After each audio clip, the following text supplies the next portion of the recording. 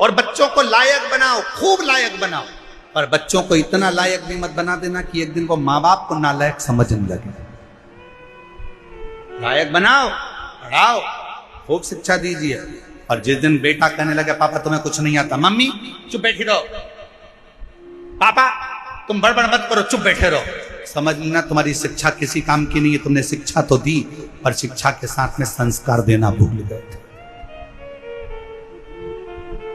जिस दिन तुम्हारी औलाद, तुम्हारा पुत्र ऑफिस में तुम्हारा रुआब है, नौकरी में तुम्हारा रुआब है, घर जाने के बाद तुम्हारी औलाद तुमसे कहे पापा तुम चुप बैठे रहो, तुम्हें अक्ल नहीं है, मम्मी तुम चुप रहो, तुम्हारे को कुछ नहीं आता है, मम्मी चुप रहो, समझ लेना कि तुमने बच्चों को शिक्षा तो दी पर संस्कारों से जोड़ नहीं पाए।